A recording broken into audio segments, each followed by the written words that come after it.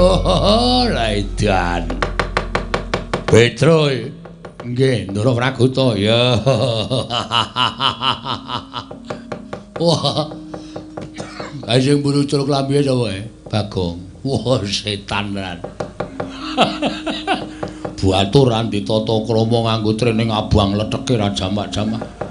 Taleni kolor putih kaya awake api-api. Ora tau wadus meko kaya ngono. Wah, waduh, glelenge ra jamak-jamak. Wah, lengane ditato ula. Wah, kaya apotek. Aneh-aneh wae. Nek aku ngomatke Bagong ki pancen wong ya lucu tenan. Rupane kaya ngono, ngayale ora jamak. Aku ki perang kok malah guyu terus. Liar perang sok kapan.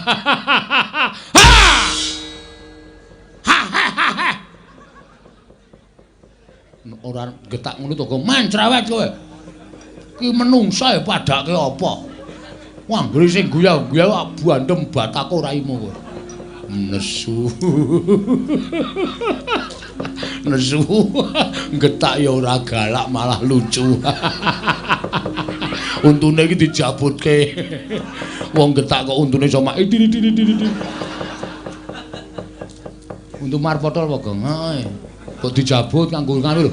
Kanggo apa jenenge? Benang kae lho. Benang taleni terus kok narik cah cilik. Tau tak coba copot sak gusine, Truk. Ah gusine apa pasangan apa piye? Ah karang ya wis tuwa. Gusi ki ra ya. Aku sekulina dinggo. Heeh. Dadi kendro gusine. Ndara Pragoto, ya. Ajeng napa? Nyekel kowe. Wah, cekak aos, Truk. Heeh. Langsung wae. Cekelen nek gelem tak jotosi ngono. Cekelen nek gelem tak jotosi. Wah, lah setan, kowe demit. Wani karo Patih Mandura. Sing tak wedeni apamu? Wah, ora minggat lo candak mergane patimu. Kene, mergane kowe rasa omong terus. Aku tak omong dhewe. Ya, ya ora nesu terus. Senyum to, moh. Ora, senyum. Untumu ki lho dijabut ki lho. Ngomong kiwir-kiwir ki ra risi apa, Gong? Ora malah apik kaya kanggo mong iso ngono kuwi. Mbok nek kelek mbok men malah ra wareg selawase. Mati dari aku pangga tak ayoni Ndara Pragoto.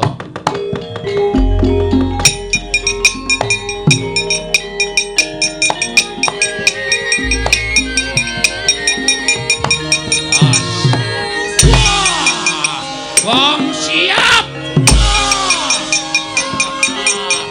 Ayo terus. Yo.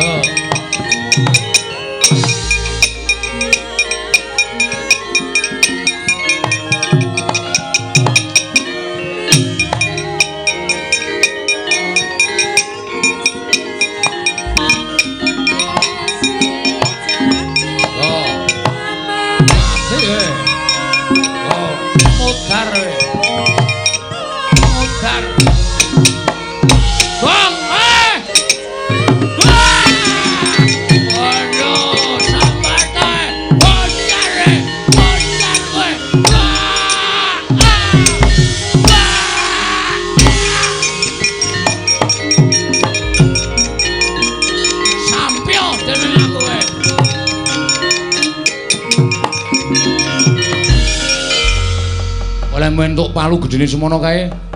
Nyilek anu perbaikan jalane.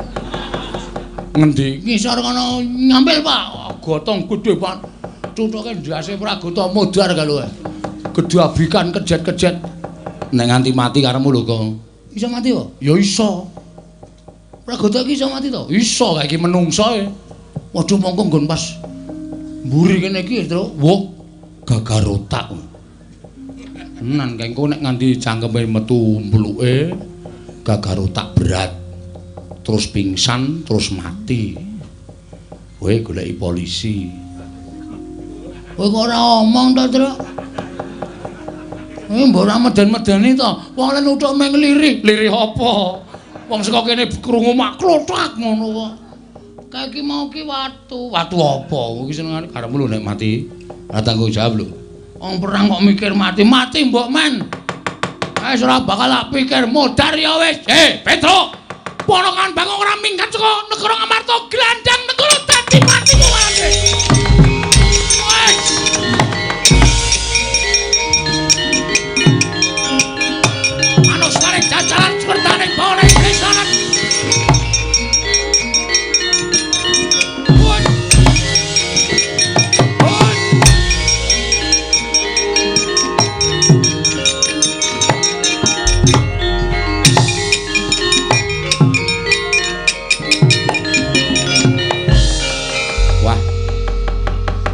cekat-ceket ta.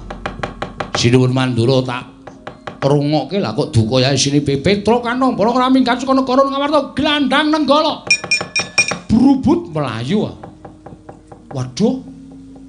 Bagong mau piye ya? Monggo Bagong ki nek melayu ra iso banter mergo pupune gathuk. Monggo suarane mak buk. Waduh. Mati kowe, Gong. Lemu melayu ora banter ketututan Ndara Baladewa. Bagong iki adine Petruk nyol tampan ana nenggala. Cus. Modar kowe le.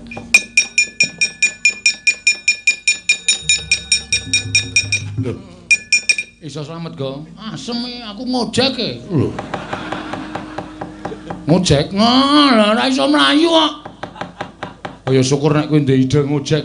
Kowe klepat mlayu, aku arep mlayu, wis ketinggalan adoh. Ana ojek cecek tak cengklaki. Oh. Wah, mlayu kok. Wis sing ngojek iki tuwa. Montore Yamaha 75. Ayo. Dadi ming suarane tok sing seru. Wah, mlakune ming 20. Masa ojek dicelip Baladewa? Baladewane nyelip bedhiagang ora tata aku merem karo ngekep tukange ojek. Helme tak nggo. Oh. Oh, tak walik helme. Sing ketok cengelku dadi ra weruh rupaku. Ha iya. Slamet yo slamet. Yo bali yo, Gong. Hah? Ayo bali saiki wis wancine bali. Nek maju modar. Jare kowe wirang karo mati, pilih mati. Ha terus?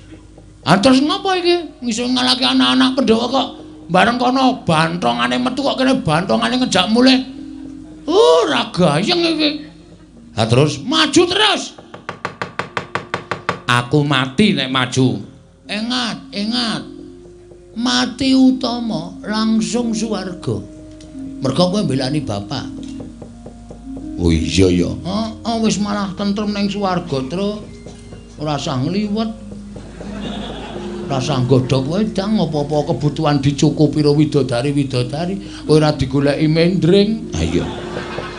Aku iki bangeten ember barang ya kredit kok ya. Ora wong ora duwe kok. Wis ben sak arepku kok ya. Wis modar wae ora apa-apa. Lho, dengkulmu mlocot ora. Nek ngono terus iki piye? Wis ora usah wedi, kowe tak sangoni gaman, Maju. Asli to aku ora goro. Bapak bangga denganmu. Nek nganti kowe mati, kok jasadmu tak go mulih karo bapak dipendhem ning Taman Makam Pahlawan. Iki Petruk sing belani karo bapak. Dikai gendera kaya pahlawan sing wis gugur ning Madyalaga. Oh iya, Gong. Oh iya, santai wae. Wis dadi Taman Makam, wis dipendhem ning Taman Makam Pahlawan, matimu petuk widodari ning elek-elek ya men. Elek-elek ya men. Munggah ning kayangan. Mandi ning swarga, golekno gaman. Hah? Golekno gaman. Arep ngopo? Arep maju. Wah, ngono kuwi cah kendel e, mati kok wedi. Apa? Oh, HP ku mati tak ces urip meneh kok. Aku nak HP, aku menungso e. Oh iya, Ding. Yo, majunya terus. Kok bendo? Apa? Milihmu apa omong? Sing nandi iki nenggala ki ya ganti. Aku emang kurang manut piye ta, Tru? Ya, sewake ngene bakul glugu. Ha iki rada gleleng. Ha iya. Cacah Baladewa. Heeh. Pres wis dadi sewalang-walang. Nek ra aku mati sik. Mulane kowe ndhisiki aja keri. Oh iya. Titip dompetku, Gong. Hah? Titip dompetku. Kekno bojoku ya. Engko nek nganti aku 3 dina ora bali, kon nyelameti 3 dina tekan 1000. Aku mati, ngono wae. Oke. Ya.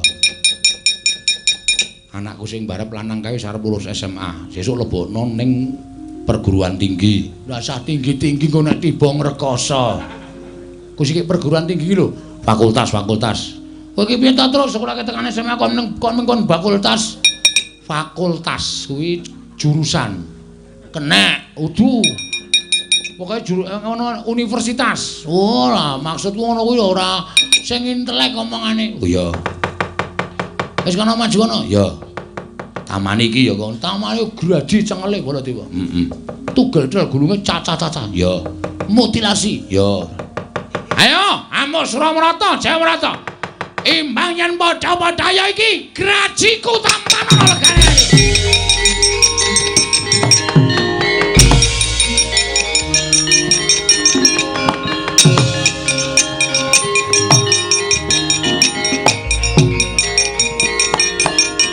Wah!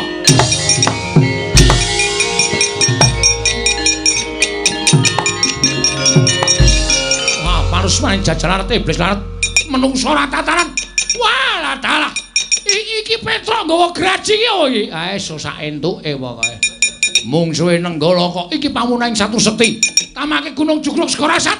Iki tau tate kramas Getih Nalendra. Iki tau nggo nyolong wit kambil ping 3 ora konangan. Walah setan apa? Mati dening aku. Ah, jebul jajamu mati. Ayo, Amuk.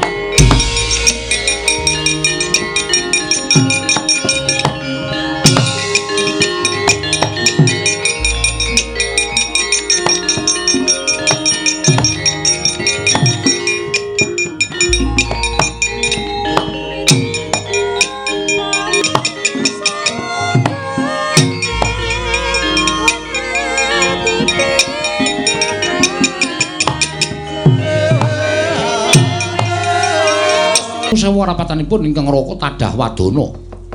Ngantos kula mboten saged amambengi kamurkanipun Koko Prabu Mandura. Wekasan mboten saged dipun silaki dados sing panca bakah antawisipun Petruk kaliyan Koko Prabu Mandura. Koko Prabu Mandura mboten saged angampah mubal babaling karepson wekasan ngliga Kyai Nenggala. Petruk kenging Kyai Nenggala kendhang kapracondhang kontal kaprapal. Samangke mboten dipun mangertosi wonten pundi papan pernahipun Petruk tasih gesang menapa sampun pejah. Koko Prabu mestinipun mboten mekaten lampahan ingkang dumados ngelingi bilih Petruk menika Panakawan Padruka piyambak. Nggih, Yai. Sajaipun Petruk ngiwi-iwi dhateng Raka Mandura. Kasengaja ndudul kamurkanipun ing Raka Mandura wekasan kula mboten saged ngampah mubal babaling karepson Petruk kenging Kyai Nenggala. Nanging sasampunipun menika wonten raos getun salebeting manah kula. Nanging kados pundi malih bebasanipun sekul ingkang sampun dados jenang mboten badhe wangsul dados sekul malih. Kula nyuwun pangapunten. Koko Prabu menawi bab menika gampil. Namung kuwatosing manah kula menawi ngantos sak mangke Kakang Semar ngertos lelampahan menika. Tumuli Kakang Semar mboten narimakaken sinten ingkang badhe saged amambengi kamurkanipun Kakang Ngayantaka. Mila ingkang saking menika Koko Prabu Ndarawati gandeng paduka ingkang sagah ngendhakaken kamurkanipun Koko Prabu Mandura.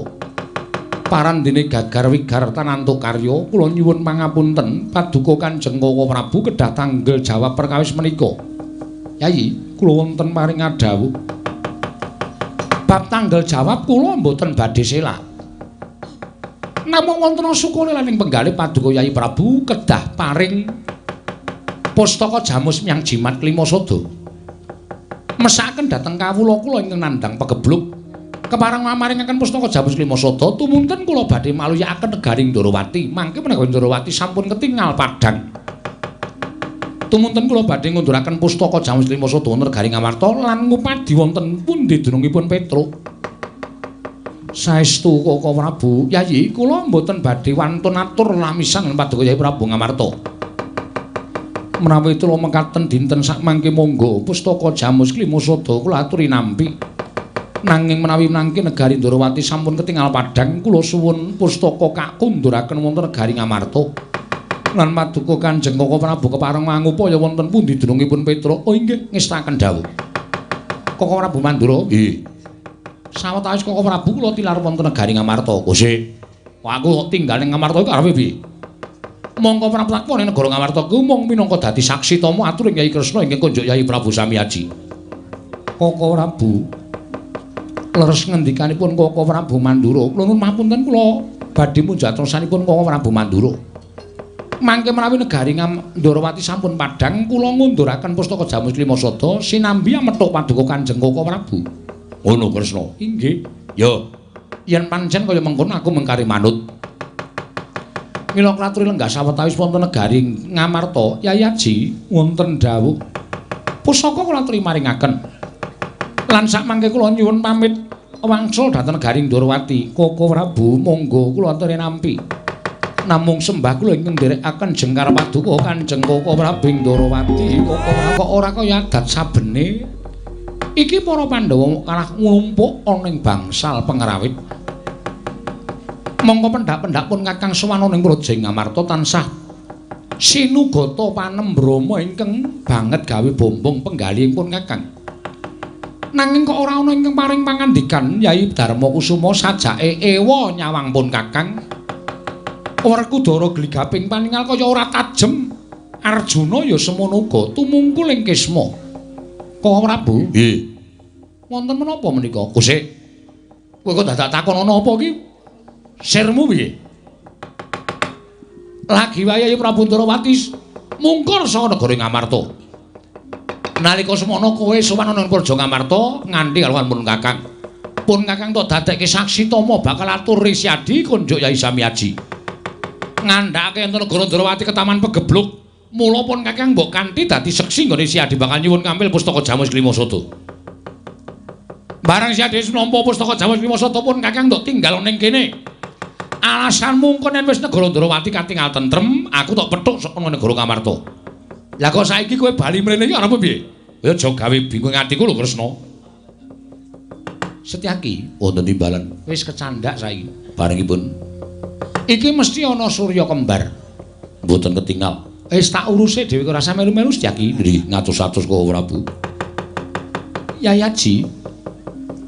Kula nyuwun pangapunten. Paduka Yai Samyaji kula aturi lenggah ingkang langkung sekeca. Werkudara tentremna rasamu ya. Ora usah bingung. Koko Prabu? Nggih. Mangke kula ingkang badhe narbuka lalampan menika. Tegese piye? Kula aturi lenggah prayogi. Arjuna kula wonten paring adhawu. Perangan ingkang padha lenggah ning kene iki ora ana sing tak percaya kejaba amung Siadi. Merga jagat iku wis dadi paseksen, Wisnu kuwi bibelah dadi loro. Ingkang separo mapan angganing Nata Ndorowati, ing separo mapan angganing adiku Madukara. Mula upama pun Kakang kuwi kembang Siadi sarine, pun Kakang kuwi geni Siadi urupe, dadi ora iso dipisahake. Janaka wonten dawuh. Marata nggunakno permana jati. Nggunakno netra batinmu ingkang cetha Yayi. Sawangan pun Kakang. Pun Kakang ingkang nggawa pustaka Jamus Klimasada apa dudu Janaka? Koko Prabu ketiwasan.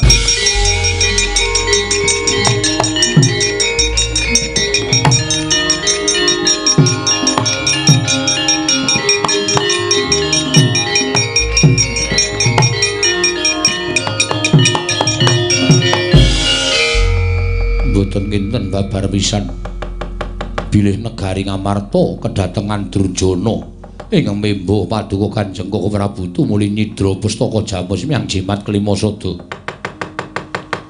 Wonten satunggiling Durjana ingkang saged marajul saka sela-selaning garu nindakaken telik Mangendrajala Koko Prabu. Werkudara? Nggih. Krungu to? Ya. Koko Prabu mireng? Ya, aku ngerti. Lah iki terus piye?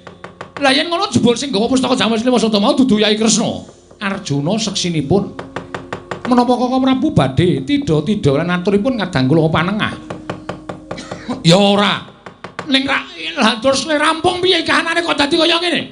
Werkudara kowe aja meneng wae Werkudara.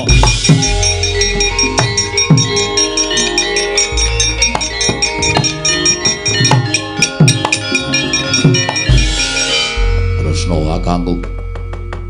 Wit biyen mula Werkudara ki nggone wong wutuh apa anane.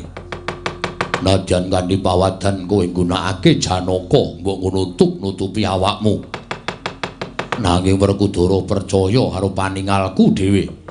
Ilanging pustaka Jamus Klimasada diboyong dening wujuding Kresna. Mula baline pustaka Jamus ya saka kowe, ora ya saka kowe. Yen nganti ora iso mbalekke pustaka Jamus Klimasada, aja ngaku kadange tuwa para Pandhawa.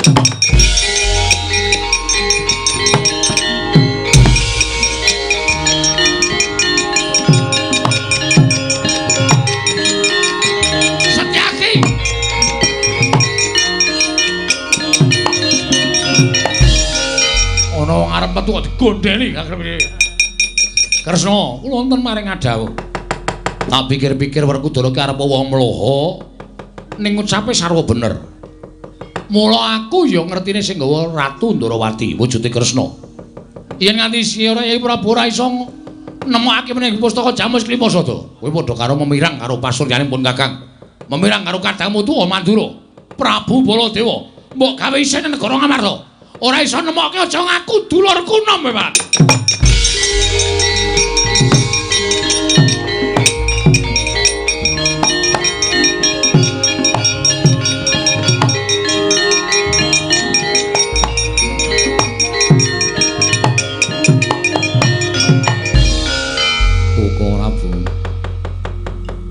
Dados pundi lampahan menika wis-wis ora dadak digetuni. Saking ngelakon kuwi adile mung dilakoni, inggih. Penandang kuwi adile mung disandang, mbok menawa wis dadi lakoning Nata Ndarawati lan iki wis dadi sandang aku.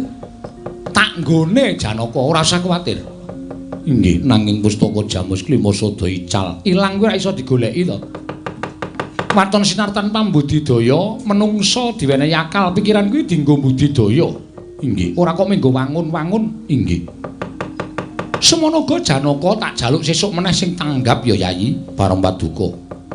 Semar kuwi samar, kae ora iso digagapi nganggo.